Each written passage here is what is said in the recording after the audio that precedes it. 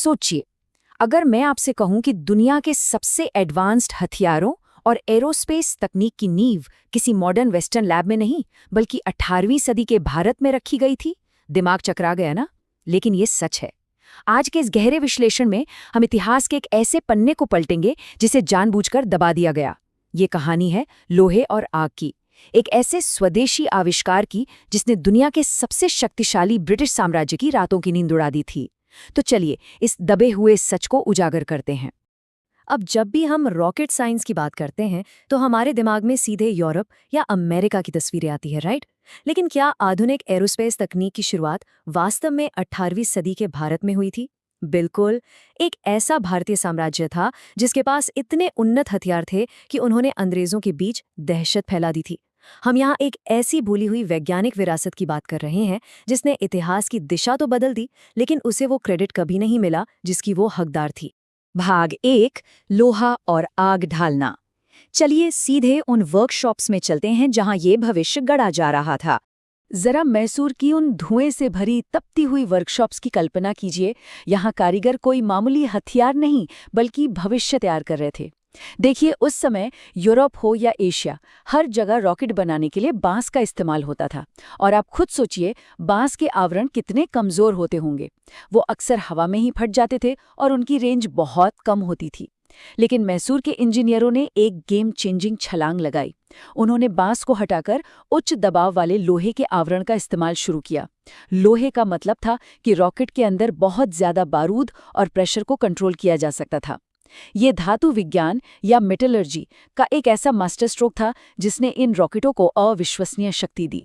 और ये सब रातों रात नहीं हुआ। इसके पीछे टीपू सुल्तान का एक बहुत ही स्पष्ट विजन था।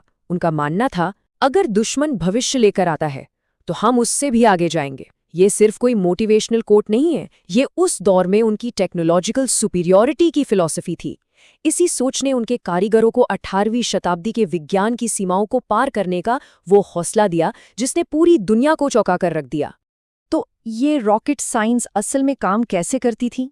चलिए इसे डिकोड करते हैं। इसमें मुख्य रूप से 3 चीजों का एकदम सटीक मिश्रण था। पहला, जैसा हमने बात की, लोहे का मजबूत आवरण। दूसरा था फ्यूल केमिस्ट्री। उन्होंने सॉल्ट पीटर और चारकोल को इतने परफेक्ट अनुपात में पैक किया कि रॉकेट को अधिकतम ऊर्जा मिल सके। और तीसरा था उनका एरोडायनामिक डिजाइन। रॉकेट के साथ तलवारें या बांस की लंबी छड़ें बांधी जाती थीं जो उड़ान के दौरान उसे गजब की स्थिरता देती थीं। इस विज्ञान ने उन्हें उस समय के किसी भी अन्य हथियार के मुकाबले कहीं बेहतर रेंज और एक्यूरेसी दी। और फिर आया साल 1780। ये वो साल था जिसने मिलिट्री हिस्ट्री को हमेशा के लिए बदल कर रख दिया। पोलिल्यूर का युद्ध। इसी मैदान पर पहली बार औपनिवेशिक ताकतों ने इस विज्ञान का वो भयानक रूप देखा जिसकी उन्होंने कभी कल्पना भी नहीं की थी। भाग 2, पोलिल्यूर में रात का खौफ। ये कोई आम लड़ाई नहीं थी, ये एक बुरा सपना था। युद्ध के मैदान की उस अफरा तफरी को इमेजिन कीजिए। हैदर अली और टीपू सुल्तान ने सिर्फ हथियार ही नहीं बनाए थे, उन्होंने स्पेशल रॉकेट यूनिट्स तैयार की थीं।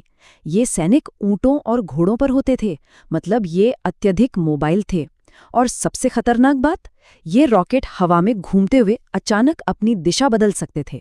जहां यूरोपीय सेना एक सीधी कठोर लाइन में खड़े होकर लड़ने की आदी थी, वहीं इन अनप्रिडिक्टेबल रॉकेटों ने उनके फॉर्मेशन की धज्जियां उड़ा दी। यह सिर्फ एक हमला नहीं था, यह एक गहरा मनोवैज्ञानिक झटका था। रात के अंधेरे में ये दृश्य किसी हॉरर फिल्म से कम नहीं था। आसमान से सचमुच लोहा और आग बरस रही थी। अंधेरे को चीरते हुए रॉकेटों के अग्निपथ, कान फोड़ देने वाली चीखती हुई आवाजें और सीधे सैनिकों की लाइन में आकर फटते हुए लोहे के गोले। ब्रिटिश सैनिकों ने अपनी जिंदगी में ऐसा खौफनाक मंजर पहले कभी नहीं देखा था। इस विजुअल ड्रामा और तबाही ने उनकी पूरी डिफेंस लाइन को छकनाचूर कर दिया। भाग 3, श्रीरंगपट्टनम का पतन। कहानी का वो मोड़ जहां इतिहास ने करवट ली। लेकिन हर साम्राज्य का एक अंत होता है। 1799 का वो दुखद समय, जब शक्तिशाली मैसूर साम्राज्य भारी औपनिवेशिक सेनाओं के सामने अकेला पड़ गया। श्रीरंगपट्टनम की ढहती दीवारों के बीच टीपू सुल्तान ने अपना अंतिम स्टैंड लिया। उनका वो मशहूर डायलॉग तो आपने सुना ही होगा, गीदड़ की तरह 100 साल जीने से बेहतर है कि शेर की तरह एक दिन जिया जाए। ये सिर्फ एक राजा की मौत नहीं थी, ये एक बेहद एडवांस्ड स्वदेशी वैज्ञानिक ज्ञान का दुखद अंत था, एक ऐसा ज्ञान जो उस दिन हमेशा हमेशा के लिए खो जाने वाला था। भाग 4, चुराई गई एरोस्पेस विरासत। अब शुरू होता है असली इन्वेस्टिगेशन। तो हार के बाद उस एडवांस तकनीक का असल में हुआ क्या? यहीं से इतिहास की सबसे बड़ी चोरी की शुरुआत होती है। जैसे ही ब्रिटिश सेना ने श्रीरंगपट्टनम पर कब्जा किया, उन्होंने हजारों बिना चले लोहे के रॉकेट तुरंत जब्त कर लिए और फिर इन हथियारों को चुपचाप पैक करके सीधे इंग्लैंड के कारखानों में भेज दिया गया। मकसद साफ था, स्टडी और रिवर्स इंजीनियरिंग। ये मैसूर की मेहनत और विज्ञान की एक सुनियोजित लूट थी। और यहीं से जन्म होता है मशहूर कॉन्ग्रीव रॉकेट्स का। आपने शायद 19वीं सदी के इन ब्रिटिश सैन्य रॉकेटों के बारे में सुना हो, जिन्होंने यूरोप के औपनिवेशिक विस्तार में बहुत बड़ी भूमिका निभाई थी। लेकिन सच्चाई क्या है? ये कॉन्ग्रीव रॉकेट कोई ब्रिटिश आविष्कार नहीं थे। ये पूरी तरह से टीपू सुल्तान के इंजीनियरों की उसी लोहे के आवरण वाली तकनीक की कॉपी पेस्ट रिवर्स इंजीनियरिंग थी। ज्ञान हमारा था, लेकिन इतिहास के पन्नों पर नाम किसी और का दर्ज हो गया। अगर आप इस टाइमलाइन को देखें तो कड़ियां खुद ब खुद जुड़ जाती हैं। 1780 में पोलिलूर में मैसूर के रॉकेट्स तबाही मचाते हैं। 1799 में श्रीरंगपट्टनम का पतन होता है। 1800 के दशक की शुरुआत में इस पूरी तकनीक को इंग्लैंड के कारखानों में शिफ्ट किया जाता है और फिर बूम, 1804 में अचानक से ब्रिटिश कॉन्ग्रीव रॉकेट बनकर तैयार हो जाते हैं। ये साफ दिखाता है कि यूरोप की आधुनिक रॉकेट तकनीक की जड़ें कहीं और नहीं बल्कि 18वीं सदी के भारत में ही थीं। तो अंत में एक सवाल जो हमें खुद से पूछना चाहिए, आधुनिक एरोस्पेस इतिहास की किताबें आज भी मैसूर के इन लोहे के रॉकेटों को क्यों भूल जाती हैं? पश्चिमी इतिहास ने इन शुरुआती भारतीय वैज्ञानिक योगदानों को इतनी आसानी से क्यों मिटा दिया? शायद इसलिए क्योंकि इतिहास हमेशा जीतने वाले लिखते हैं।